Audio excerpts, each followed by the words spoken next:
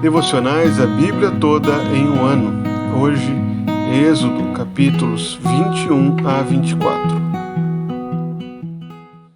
Após iniciar a sua aliança com seu povo, o Senhor agora irá ratificar essa aliança. Antes disso, nós vemos 3 capítulos, o capítulo 21 a 23, que narram detalhes mais profundos sobre a lei que o Senhor havia estabelecido e resumido nos 10 mandamentos. O capítulo 21, ele trata sobre o valor da vida humana. Aquilo que é ordenado no 6º mandamento, o não matarás, ele agora é detalhado através das leis sobre os servos, sobre os escravos, as leis sobre violência, as leis sobre os animais que são chifradores e que podem matar outros homens, seres feitos à imagem de Deus. Nessas passagens, o Senhor mostra o valor que há na vida humana. Há uma grande diferença ao compararmos esse código legal, o código da aliança que o Senhor dá a Moisés, com os outros códigos legais dessa época, do momento em que o Senhor havia dado as leis ao seu povo. Enquanto aqueles códigos de idólatras, de pessoas que não serviam ao Senhor, eram marcados geralmente pela busca do ganho financeiro, no código do Senhor há um zelo muito grande pela vida humana. O Senhor condena o assassinato de forma dura, dizendo que aquele que ferir a um homem e este homem morrer, também deverá ser morto. Ao contrário do que muitas pessoas pensam, as leis que são descritas aqui, como vida por vida, olho por olho, dente por dente, mão por mão, pé com pé, não se trata sobre uma validação da vingança, mas sim sobre a demonstração do zelo, da justiça de Deus diante da vida do homem.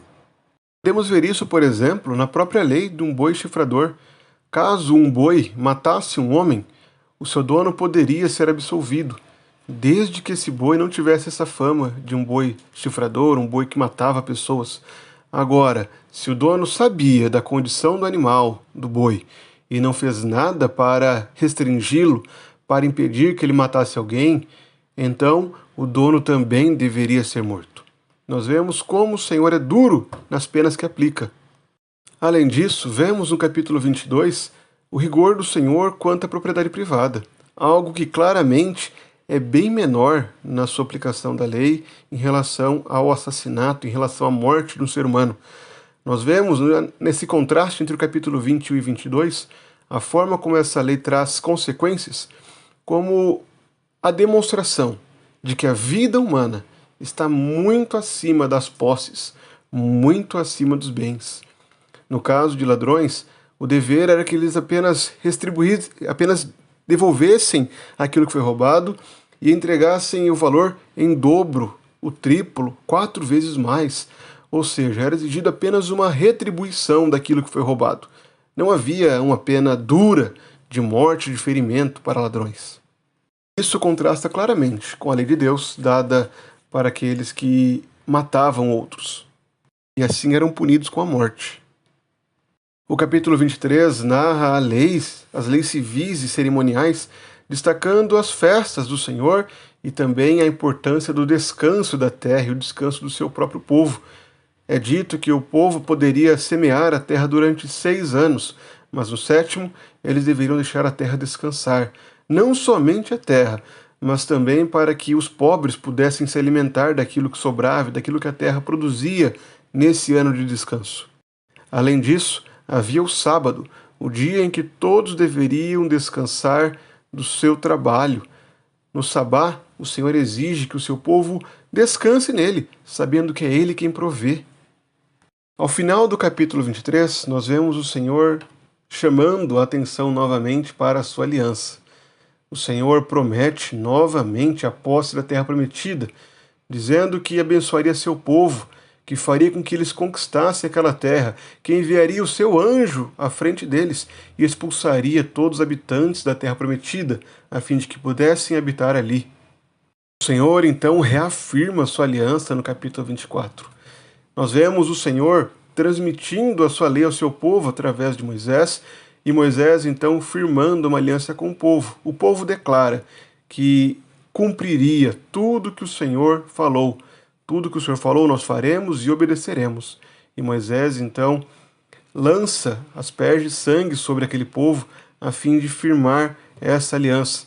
a fim de que o sangue da aliança estabelecesse esse vínculo entre Deus e o seu povo. Essa seção, que às vezes pode parecer cansativa para nós devido às leis serem bem detalhadas, na verdade tinha um propósito muito importante para o povo de Israel que estava no deserto. Nessas leis é demonstrado o zelo do Senhor pela sua vontade, pela santidade no relacionamento, pela santidade em relação à vida do próximo, pela santidade em relação às posses e à propriedade privada. O Senhor mostra justamente aquilo que ele valoriza, a vida humana. A propriedade do ser humano também é dada por Deus, deve ser assim preservada.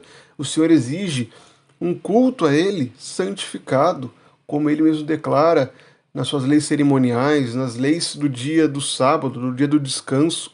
Nós vemos Deus mostrando o seu compromisso com a sua lei. Mas como tudo isso pode se aplicar a nós? Nós podemos ver que o princípio dessas leis permanece. O nosso Deus continua sendo um Deus justo, um Deus que exige justiça e santidade no proceder do seu povo.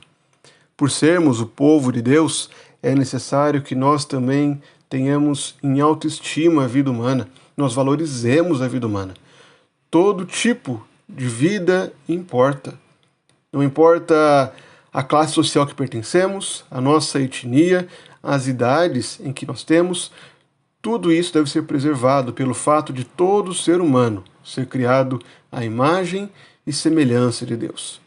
Desde a criança em formação no ventre até o idoso, o mais velho entre nós, todos têm igual valor, pois refletem a imagem de Deus e devem ter a sua vida preservada, devem ter a sua vida valorizada.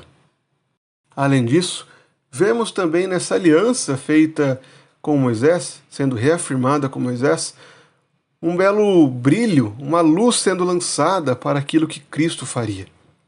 É dito que o Senhor reafirma a sua aliança, o seu povo reconhece a aliança e reafirma a aliança, dizendo que tudo que o Senhor falou eles farão e obedecerão. E assim o sangue da aliança é aspergido sobre eles. É dito que Moisés e os demais líderes que estavam com ele ali veem a Deus, comem e bebem, e Deus não estende a mão contra eles. Como pode homens pecadores serem alvos da misericórdia de Deus? Como pode um Deus santo, um Deus justo, não estender a mão contra pecadores? Isso acontece somente pelo sangue da aliança, o sangue que é aspergido e foi aspergido sobre o povo de Israel no deserto e que agora é derramado sobre nós e que nos purifica de todo o pecado. Somente através da obra de Cristo nós podemos ter o sangue da aliança sobre nós e assim sermos agradáveis a Deus, termos a graça de Deus, termos o prazer de não termos um Deus que estende a mão contra nós, mas um Deus que nos chama para perto, que nos chama para comer e beber em sua presença. Essa é a marca da aliança, o selo da aliança. Quando nós participamos da ceia do Senhor, a ceia instituída por Cristo, como uma continuação da Páscoa, nós fazemos parte desse evento, do momento em que Deus não estende a mão contra nós, pois já derramou toda a sua ira sobre Cristo. E agora nos chama para comermos e bebermos, para fazermos parte da sua mesa, para podermos nos alimentar de Cristo e assim sermos nutridos pelos benefícios que há no Filho de Deus, que se entregou, que nos amou, que nos purifica de todo o pecado e que nos fortalece a fé através de sua obra, que continua operando em nós por meio dos sacramentos que ele mesmo instituiu. Que assim temos o prazer de participarmos do corpo e do sangue de Cristo de forma zelosa, sabendo discernir e assim usufruindo de todos os benefícios que há neste sacramento.